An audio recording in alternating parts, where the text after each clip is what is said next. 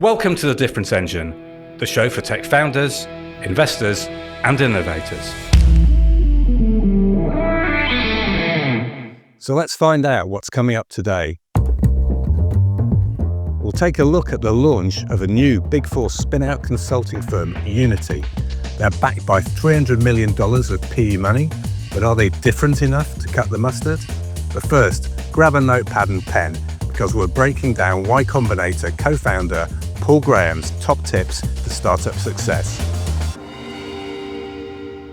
So JJ Maxwell is the American founder of a firm called Double Finance, something he started up after claiming to sell his previous tech company for $100 million US. Well done, JJ. We're interested in anybody who's built a tech firm, but what caught our eyes was JJ's interview with Paul Graham, serialized on X. And this is, with at least some paraphrasing, a checklist for anybody who thinks they could be on their way to category success. Well, why? Well, Graham is the man that built the world's #1 startup accelerator, often imitated but never surpassed. The Y Combinator's founder's advice has helped launch companies worth $800 billion US combined. Now, that's a lot of money, so we should take notice. After all, categories are built on firm foundations. So, here are Graham's reported 10 startup lessons. Now, we start with number 1. Pick good co-founders. Well, you know why? He thinks it's the #1 startup killer. Co-founder disputes. And Graham himself claims that co-founders are for a startup what location is for real estate. Our take on that is, you should choose partners with complementary skills who share your vision. Strong founding teams do weather storms better. Even your vision has to be aligned, even if your temperaments aren't. If not, a breakdown in your relationship will finish your firm. I think they're also a key reason why M&A processes fail. Yeah, well, let's be clear about Paul Graham, right? Paul is not an uncontroversial character, neither is Y Combinator. So we'll take Paul as an honorary Brit, and he's certainly got written some interesting books, talking about the power of programming and why, coders should rule the world, et cetera, et cetera. And that's really what took him to Y Combinator. But Y Combinator is not the only show in town. And there are some people who think that it takes a little bit too much equity from its rather naive founders. There are some people who think it's a little bit too prescriptive in its advice.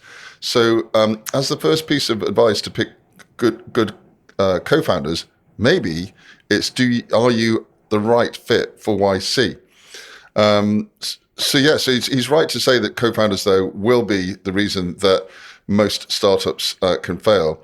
But they themselves dictate that any startup should have 2 or 3 founders. And what they're looking for is somebody with vision, basically a salesperson, and somebody who can code. And in our experience, those are 2 different beasts. Those are 2 different animals. So whether somebody that is, potentially quite introverted, amazing at thinking through processes and fluent in a coding language, gets together with somebody who gets a category, that's a big question mark. So yeah, I'm not really surprised that the #1 issue is co-founders getting along. Funny enough, I'm thinking Gates and Wozniak from that description there, Paul. Yeah. Anyway, the number 2 aphorism from Graham is launch fast. And he says you haven't really started working until you've launched. Now, I think he means that the value creation work starts then at the point of launch. You just need to get out there and start learning. So the message there too is just don't wait for perfection. Just prototype quickly and get your stuff used. And the reality is that user feedback exposes the flaws that you frankly can't predict. So ship sooner and learn what you should be really building rather than what you think you should be building. Quick launches accelerate learning and engage those first users. These are the innovators who will be your champions and allow you to move on from the innovators to the early adopters, and then you hope to cross the chasm to the early majority. Absolutely. So not a lot to say. I love this. Not a lot to say about launch fast. You don't know till you don't know. And anybody who doesn't want to find out is playing a very dangerous game. Find out as much as you can, and yeah, as they say, launch fast. Yeah, and closely related to that is number 3, which is let your ideas evolve. So, Graham says it's a mistake to treat a startup as implementing some brilliant initial idea. And it's interesting, our recent interview with Amber Vortigol, I'm thinking of in this case, before she really hit the pay dirt with Pregnancy X, she had already built 2 companies and had learned substantially from that, so that when she got on the road to Pregnancy X, things moved very, very quickly, and 5 years later she was acquired by Philips. Anyway, that's in another episode we hope you listen to. But I guess the point Graham's trying to say here is business is just not a linear path to success. Successful startups, when you get to the success, they look nothing like the initial concept. And again, the message here is listen to the users, not your ego.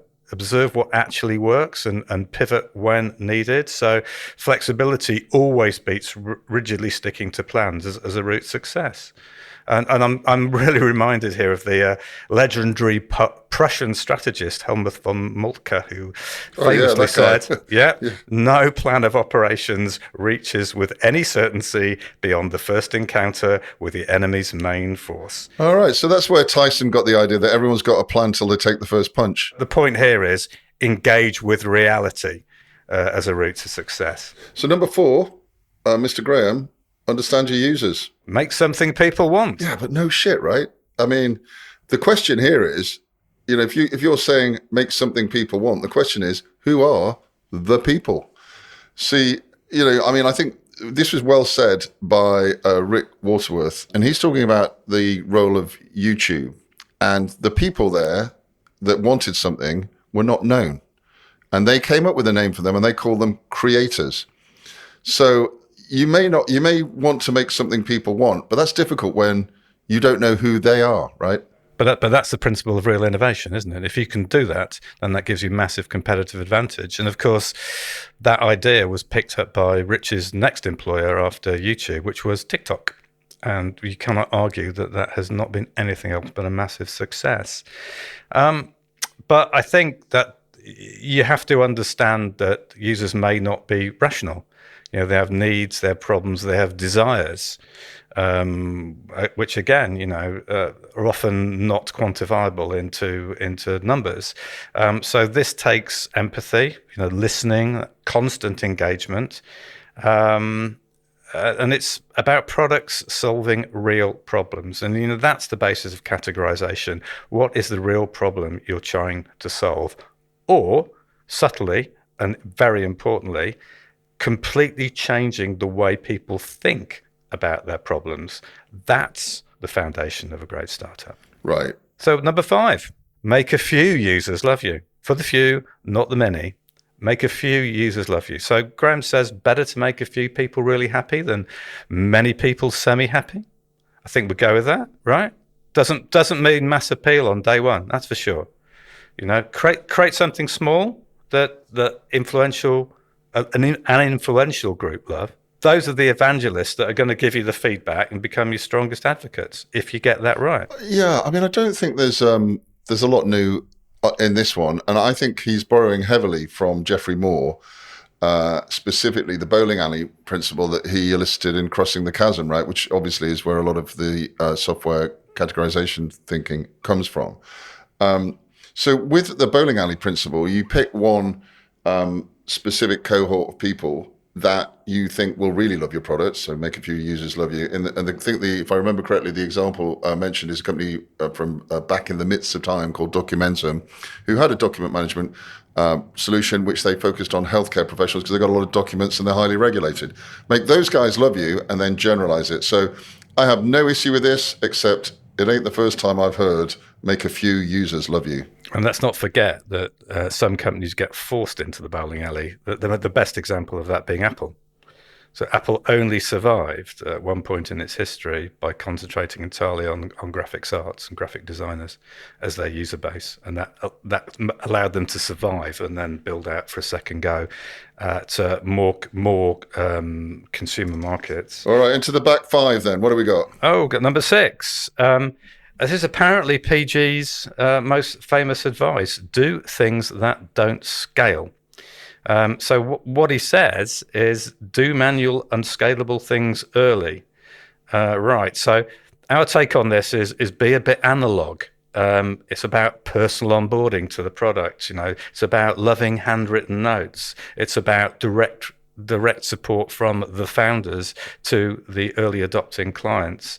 And the point of this is to build customer trust before the inevitable automation of whatever it is you're putting out into the marketplace.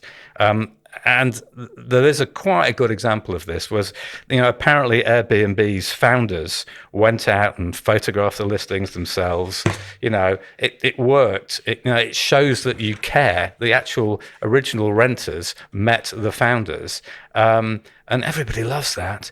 The issue is you need to do that before scaling makes you run out of time. Yeah, I have a slight issue with this one as well. I think time may have superseded this one. With AI, there ain't a whole lot, especially on the content side, that one can do better manually that couldn't be done, at least assisted, let's say, with a little bit of generative AI. So, I don't think he really means do everything manually or do as much as possible, because I think that meter has changed. There's a lot that still needs crafting after you've got the results, but AI has moved the needle on this completely, I think. Yeah, but I think you do need to show up, and sometimes the personal touch can make all the difference. People want to look into the whites of their eyes and realize that you are actually serious about what you're doing and what you want them to be involved in. Yeah. So, number 7, for a couple of parsimonious northerners, this is a good one. Spend little. So Graham says being cheap is almost interchangeable with iterating rapidly. Yeah. Oh, so unsurprisingly, frugality extends runway and keeps you agile. So what should you do? Avoid unnecessary costs, keep the team small, focus every euro, pound, dollar on learning what you are doing. And a thrifty culture should deliver a financial robustness that adapts better to surprises and frankly gives you more options, because you don't want to get into a situation where everything you do is dictated by the money rather than the strategy. Yeah, again, I have my quibbles with this one. I think this is this trope is a little bit overdone. We all know Bezos famously put together his desks with IKEA doors, allegedly.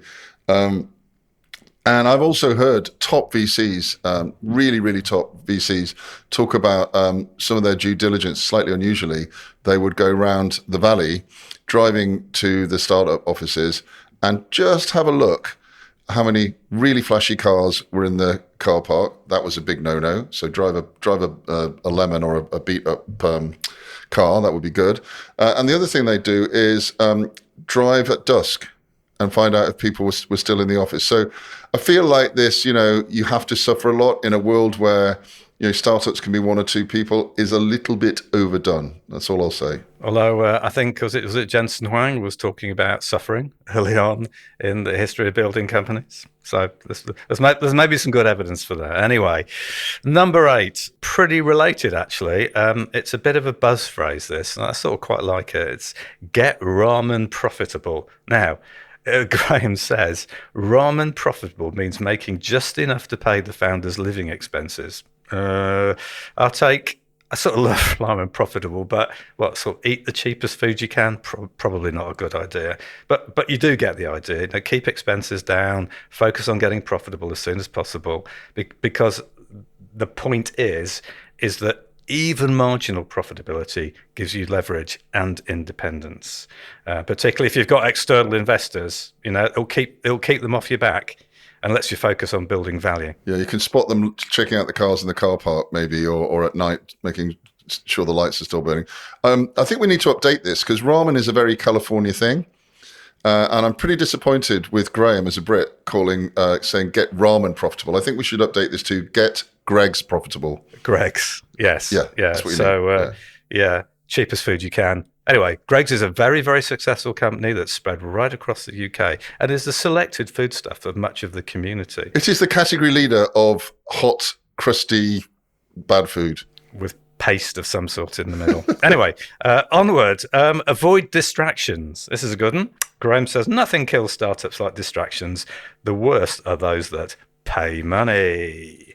Well, our take, what does that mean? Well, I think that means side hustles, speaking at events and less fundraising, flashy marketing, all of which apparently slow you down. So be serious about what you're doing, ruthlessly prioritize your core mission, and get the right product into the hands of a small group of evangelical users. Yeah, I can't really fault this. Avoid distractions covers so much. A lot of these do spend little, get rather profitable, but avoid distractions is a good one.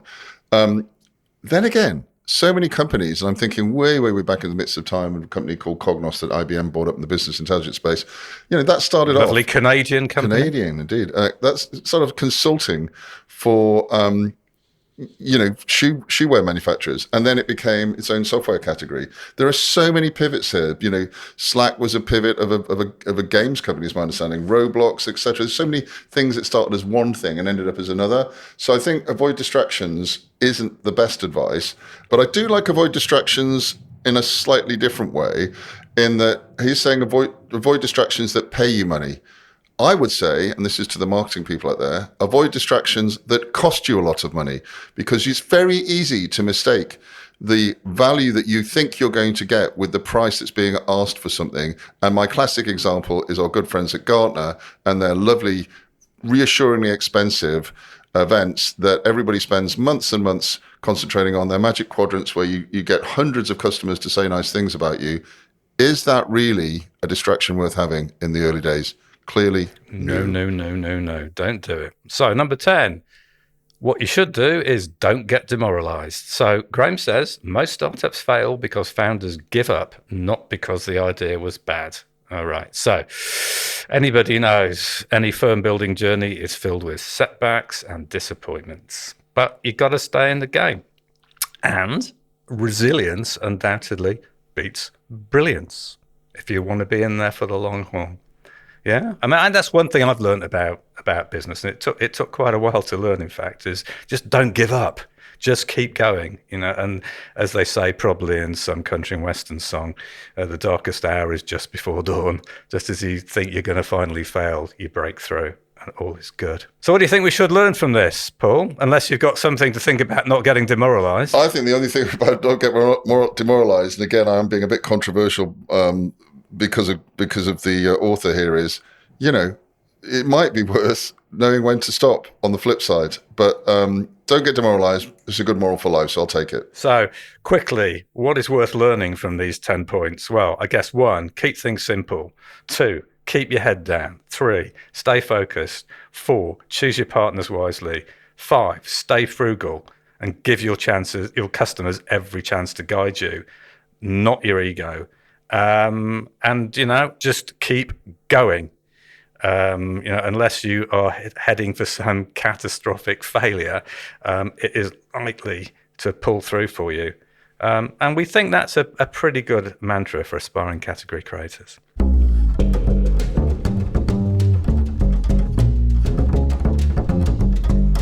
According to the FT, that's the Financial Times, the London-based revered financial news sheet, the former head of EY and PwC's former chief operating officer are launching a rival accounting and consulting firm with the backing from private equity, and apparently are vowing to attract British clients and partners from the Big Four. Now, we noticed the new venture called Unity Advisory has been in stealth mode, recruiting for a launch expected by June of this year under the chairmanship of Steve Varley.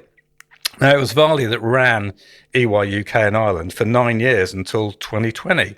Now, this boutique advisory firm, well, of course, it'll be boutique until it grows a bit, will be backed by as much as $300 million from Warburg Pincus, the private equity group. Now, Varley is the chair also of law firm DWF, which also has private equity backing. No surprises there then. I think there might be a theme building. Keep it in the family. Absolutely. Now, his opposite number at Unity, his chief executive, will be Marissa Thomas, who was one of the UK's most senior female executives at PwC. until last year. That was when she was passed over for the role of senior partner after failing, we hear, even to make the shortlist for a partner vote. So she left the firm in February in a bit of a huff, we presume. Not surprising, as she spent 31 years at PwC running its UK M&A advisory business and its tax unit before becoming Chief Operating Officer. Now, this plot thickens. The pair are pitching their new venture as an alternative to the Big Four that can offer tax and accounting services, technology consulting, and mergers and acquisitions advice to the chief financial officers in the UK. That, with none of the conflict of interest worries that plagued their former firms. Oh dear, alternative. That's not even better, let alone different. Alternative seems to mean Unity will not have an audit business, which Big Four partners often claim is a key for heavy regulatory scrutiny, and can tie them up with complicated compliance procedures. It's also a dull as ditchwater statutory obligation, and loads of firms do it. But I think the issue is often these audits end up in big fines, right? That's the worry about the heavy regulatory scrutiny. Right. So, and these are very public, and audit firms are often asked to move on and not repitch. And there's if you look at some of those other pieces of services, they offer tax advice, tech consulting, M&A. These are much more discreet. You don't get to say that was a terrible M&A and acquisition and take your money back after they've advised you. Even if you're as bad as the Post Office Horizon project and hundreds of millions have been spent, you don't get to go back and have a go at the advisors. You can easily get that wrong with very little consequence, whereas in audit, it's pretty clear. What I think is interesting here is, if this is just a great idea and nobody's thought of it before, why aren't they telling that story? Because, instead they appear to be doing a standard professional services startup pitch. It's a proposition that's super client-centric, has really low administrative costs and has no conflicts. Well, so what? So has any new firm with foundation clients. And also I would quibble, because I personally have been there before. I worked for an alternative, if you will, management consultancy, a company called Scient back in the year 2000. So I remember it well. You left me for them. I'm sorry about that. I'm back now. But a quarter of a century ago, this was all there. And I can tell you, that was made up of a lot of people who were formerly at some of the large consultants, PwC and EY amongst them. Bain, I seem to remember as well, a lot of folks from. They all, after that blew up spectacularly in the .com.bomb era, they all fled back to mummy. So, yeah, I'm a bit skeptical. So, one of the things about dealing with management consultants is you'll quickly find that you get a whole load of MBA speak. So the firm is claiming lower central cost base and absence of audit clients would allow other fee models, such as a larger proportion of performance-based fees or value sharing, from advising on efficiency gains, offering substantial market opportunities for disruption. Okay, right. Let's see how that goes when the realization that cartel-based professional fee structures for regulated work are so much nicer than the uncertainty of constant business pitching, fee negotiations, and competition from more players. Yeah, let's just figure out what's at risk here, right? So I did a little bit of Googling, as one does. The average EY partner in 2024 stumbled and just managed to break their net above the surface and survive on a mere £723,000 pounds of partner fee. Nice. Yeah, but I mean, they are mere paupers compared to the guys at PwC. And they, got out their begging bowls and scrubbed around for a mere £862,000 a year. So you're right. There's a fair bit at risk here. We're really having a go here at the lack of proper differentiation. But, to be fair, some attempt at fundamental differentiation for Unity is made with, and I quote, AI-led rather than based on legacy infrastructure. But no, I mean, no kidding. Again, brand new firms have de facto no legacy. And as for the AI-led bit, it's a bit sake. It's the yada yada modification that everybody's using it. Now, If you happen to be a veterinary surgeon, I'm not sure many of our listeners are veterinary surgeons. Barking up the wrong tree there. Yeah. If you have any veterinary surgeon friends, you might you might find they're in the grip of a private equity-driven screw patient care, just keep charging more money frenzy. You'll be painfully aware of the trend for PE to put its money into premium services business. Yeah, and I am. So I've got friends of the family and parts of the family that work in were vets. Nice little local business until the chain, the PE-backed chain came and took them up. And now I quote from one conversation, they may as well be doing minimum wage. Well, that's not true, but there's a cap on earnings. Yeah, so the reality here is that this Warburg Pincus backing of this new venture and its build out really underscores a growing influence of financial investors in sectors that used to be dominated by partner-owned business models. And there's precedent here. Grant Thornton in the UK sold a majority share to the private equity group Cinvet, and that was following a whole series of similar deals for accounting firms overseas. And actually, Warburg Pincus had got previous on this. Back in 2019, they backed a really, old style insurance broker called Steve McGill, creating an independent specialty risk insurance business.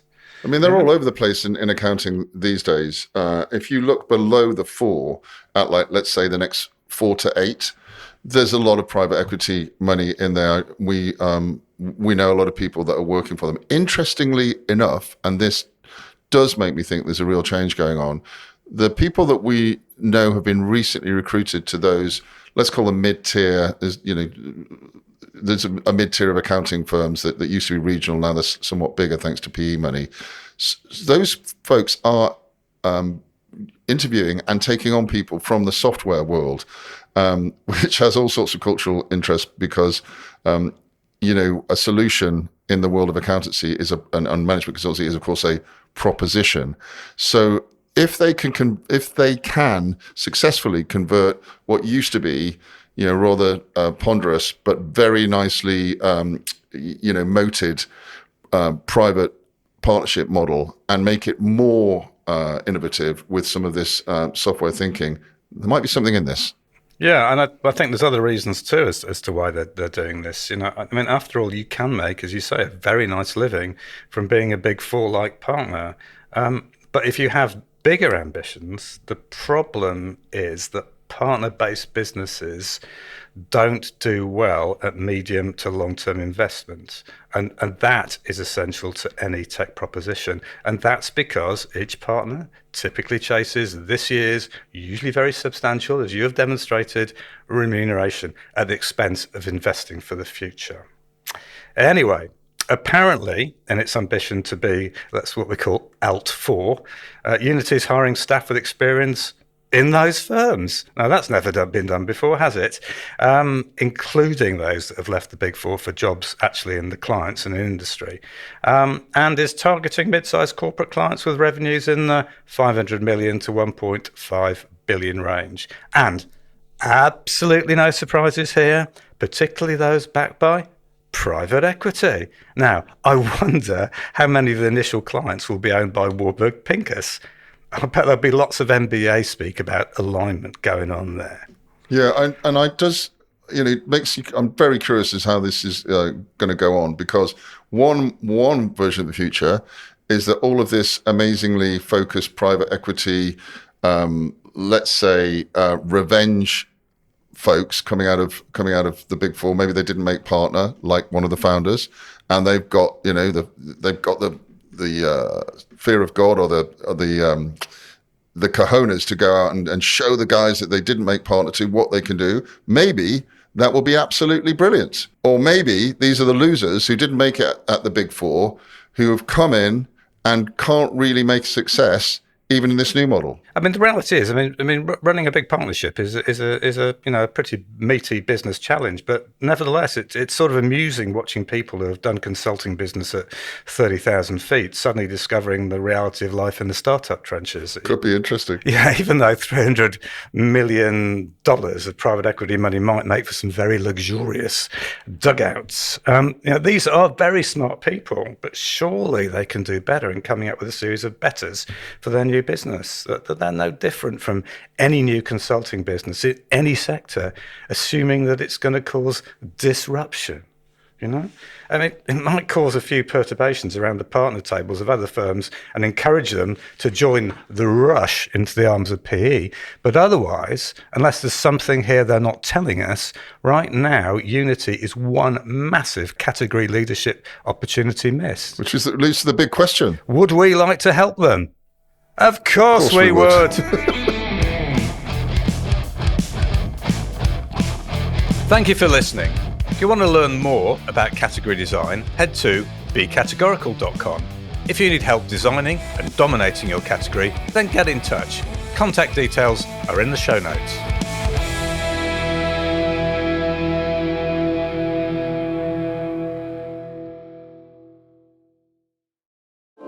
Think there are too many lookalike tech companies chasing the same markets? We do. We think it's because so few tech startups are able to build and lead their own categories. What matters most is to be different. Stop following and start building your own unassailable leadership position today. Working with the category design gurus at Categorical brings decades of differentiation expertise to your team. Book a consultation from our website today and we will send you our one-pager detailing how to start designing your own highly differentiated category.